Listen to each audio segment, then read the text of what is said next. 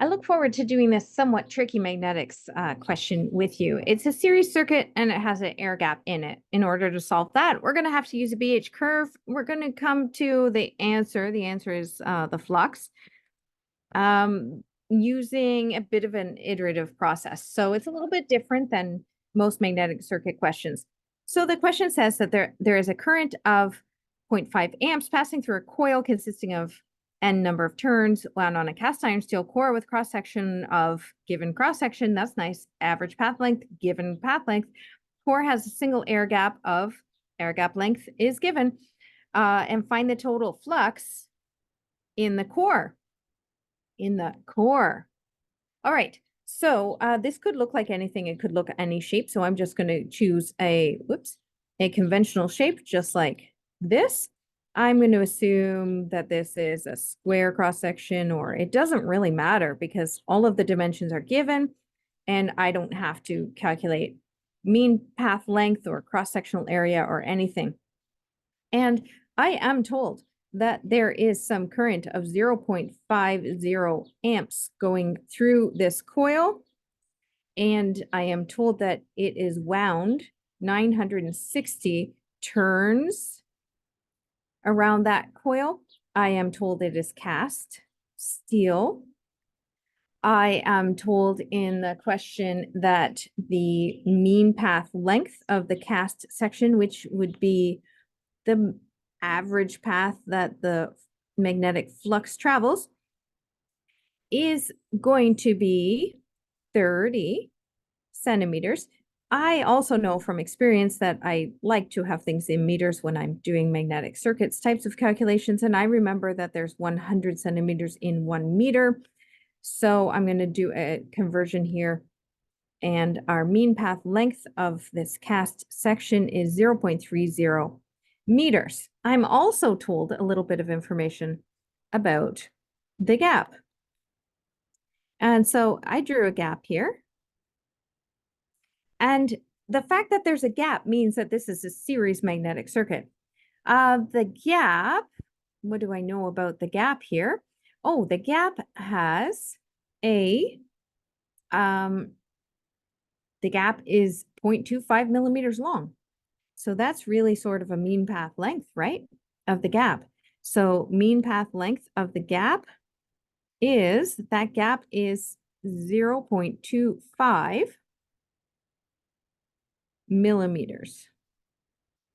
And if I were to convert that into centimeters, 0.025 centimeters, or 0.0025 meters. So that's what my gap looks like. And since I have a cast section and a gap, this does behave like a series magnetic circuit. So what this is going to look like is my whole circuit kind of looks like this is one part of the reluctance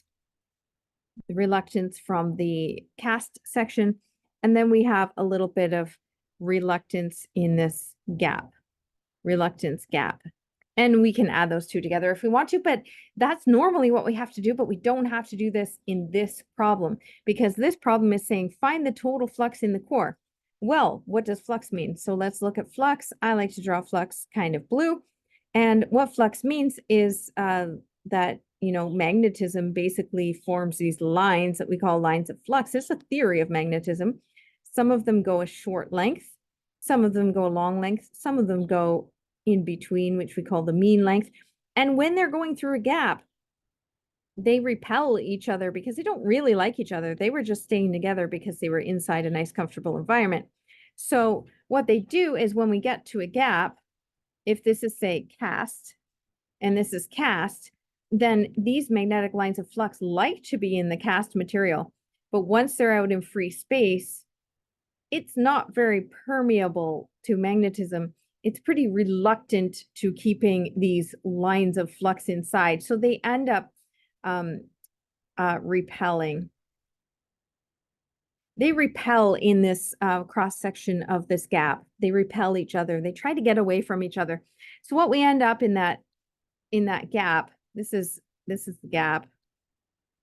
What ends up happening in this gap is that the cross-sectional area ends up being bigger. This is the area of the gap if I were to cut right here. But what's important to note, though, is if I were to continue these lines of flux back into this cast structure, is that there's just as many lines of flux inside the cast structure, right? So I would say that the number of lines of flux inside gap are equal to the number of lines of flux inside the cast steel, because we know our principles of magnetism, and we know because everything relates to the principles of magnetism, because lines of flux are continuous, full circles. They behave kind of like elastic bands, but also not like elastic bands at all. Now, here's this big air gap. And we saw that they fringed out because they like to repel each other, which is one of the principles of magnetism. You all should know your principles of magnetism if you're watching this video. Which I don't have a video on principles of magnetism, but perhaps I will make one. Comment below if you want me to make one. So here is the cast. I'm just looking at this cast section here. And then there is fringe. It fringed out because it doesn't like its siblings, right? So it tries to go away.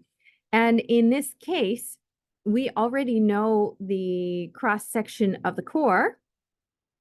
The core's cross section is 5.0 by 2.5, which I drew completely out of scale here. And by definition, I'm not just making this up. By definition, we let the fringe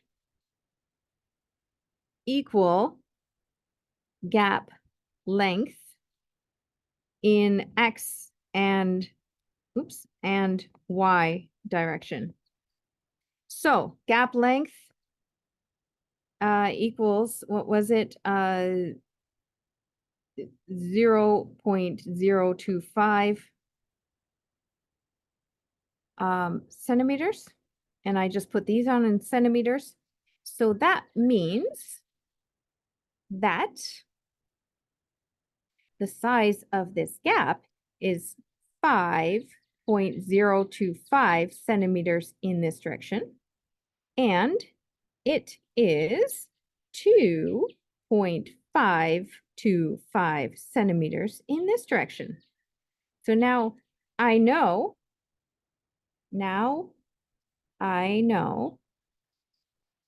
area of gap. Now, what do I need to find out? I need to find out number of flux lines.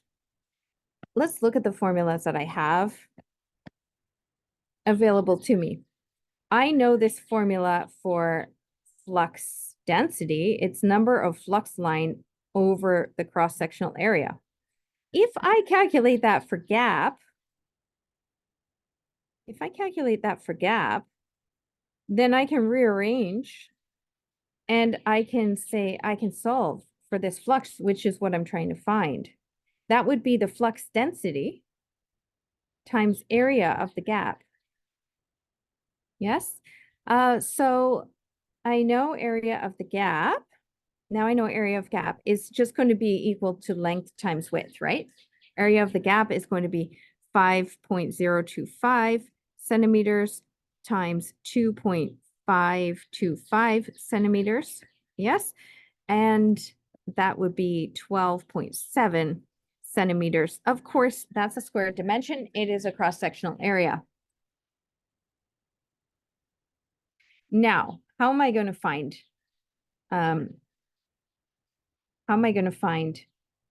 flux density, beta? Well, I have another formula for that. And I mentioned this is a tricky problem. I know another relationship that flux density is equal to permeability of the gap. Flux density of the gap we're talking about right now. It's permeability of the gap times the magnetic field strength of the gap. I also know that the permeability of the gap is permeability of free space, which is by definition of 4 pi times 10 to the negative 7 henries per meter. We should all know that. If we don't, we have a bit of catching up to do. How do I find H? Technically, historically, H is from a BH curve. But we're talking about air. This is all in air. So this is a tricky question. I mentioned this is a tricky question. This is all in air. So we're going to have to use something else, not BH curve in air. We don't really have a BH curve for air. We do, but it's really, really flat, not very practical. We're going to have to pull out another equation. We're going to have to remember another relationship. We're going to have to remember the relationship that ferromagnetic force is equal to the relationship of mean path length times magnetic field strength. Ooh, that's a little bit of a stretch because usually we think of mean path length or force equal to N times I. Okay, now what do I have from this relationship? And now you can see that this question is using all of our magnetic circuit relationships that we know. We don't really have FM. We have length of gap is given. We don't have HG. We're looking for that. We do have N. We do have N. And we do have I. Those were given in the question. So, and that would be for the total circuit, though. This would be FM total. Ooh. Then this would be total. Then, okay, so FM total is going to be 960 turns given in the question and times current 0.50 amps. I will get an answer in amp turns and it is 480 amp turns. Okay, so now I know the total ferromagnetic force. And how does that help me?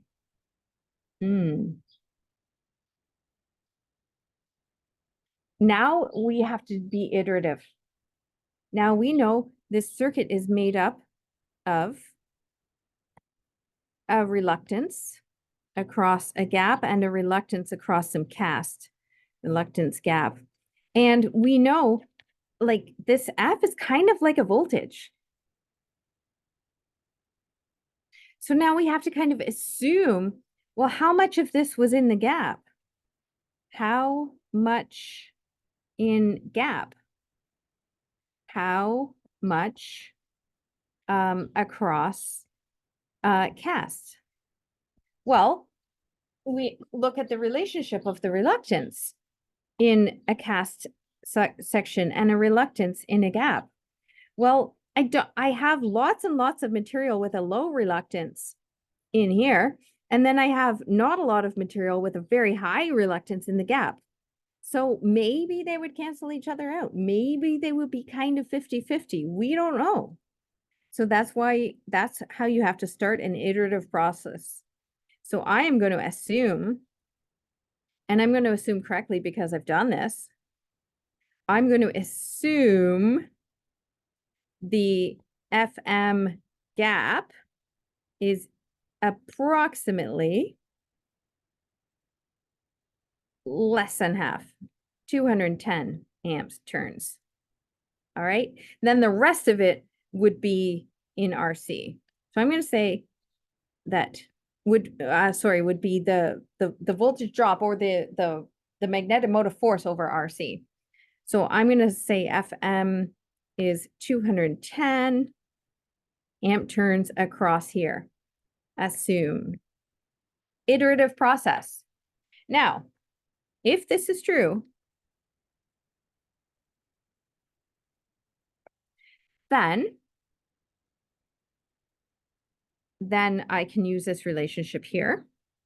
And I can say that the magnetic field strength in the gap is equal to Fm of the gap, which I just said is 210, divided by the length of the gap, which is given.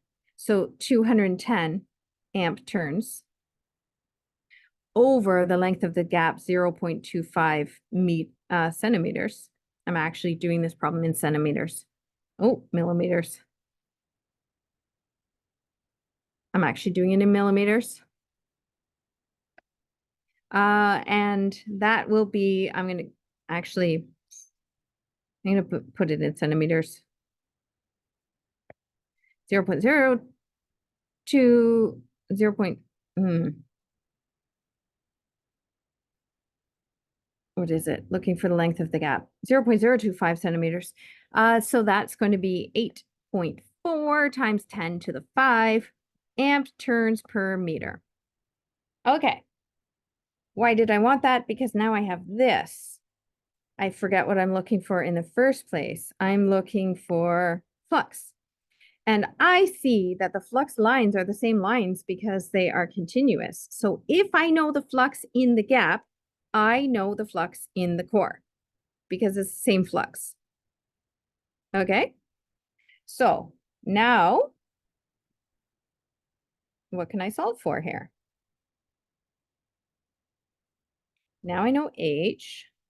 Oh, now I can go here. Let's just change the color. Of course. Now I can go here and I can say, therefore, the flux density in the gap is equal to the permeability of the gap, which is permeability of free space, times H of the gap, which I just calculated. Permeability of free space is 4 pi times 10 to the negative 7. And if we don't know that in magnetics, we really need to catch up. And H is what I just calculated here. 8.40 times 10 to the 5 with significant digits is in amp turns per meter. Good. And that is going to give me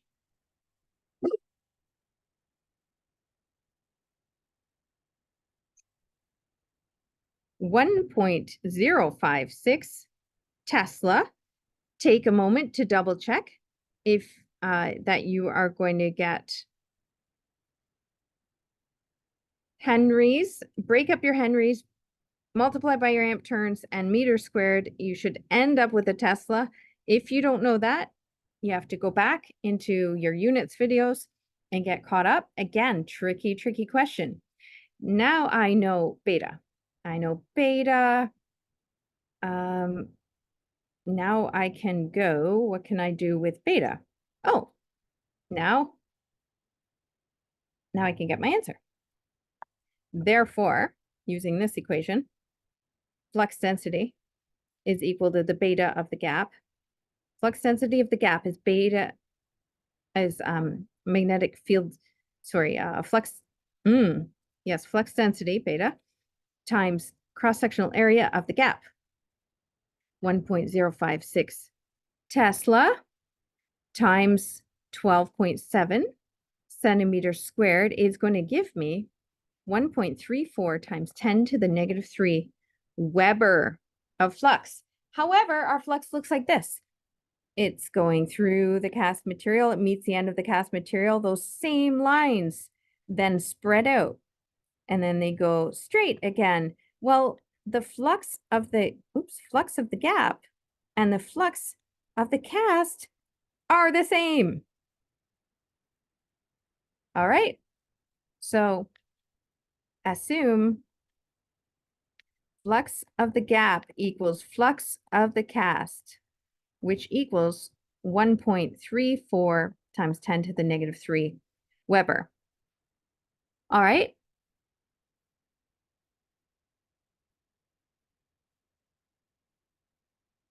Can I take that as an answer? Now I need to iterate. I should check. Now I need to check. Let's do a little bit of a check. I can check by substituting that flux of 1.34 times 10 to the negative 3 Weber into, why don't we why don't we substitute that into beta of cast is going to be now a value that I can look up on a BH curve. So it would be my 1.34 times 10 to the negative 3 Weber over 12.5 centimeters squared, yes, would give me 1.07 Tesla. Now with that 1.07 Tesla, I can go to a BH curve, which will have flux density, magnetic field strength, a shape like this for cast steel. I have this beta of 1.7. I'm going to drop over to the curve, which is permeability. Slope is permeability. I'm going to drop down. Therefore, I read from the curve that H is 885 amp turns per meter when flux density of cast is equal to 1.07 Tesla. I'm still checking, so I'm going to sub HC into FM equals FM of C equals HCI length C, mean path length of C. Now I see why they gave us mean path length in the problem. So 885 from my chart, amp turns per meter, times 30.0 centimeters, mean path length, is equal to 266 amp turns. Now, I assumed 210, and I'm seeing if I need to iterate further. And so let me do my final check here. So I assumed 210. FM total was equal to 480. And that now needs to be equal to 210 that I took for the gap, right? I took that for the gap, plus 266 amp turns. And I see that this side, this is left-hand side. This is right-hand side. Left-hand side equals 480 amp turns. Right-hand side equals 476. I say we just did a lot of work. Close enough. Left-hand side equals right-hand side QED. Close enough. I would conclude that this is the answer. Flux, the flux has 1.34 times 10 to the negative 3 Webers. So very, very difficult question, iterative question. If you can do this question in magnetic circuits, I think you can do any question in magnetic circuits, and you're doing really, really well. Thanks for listening.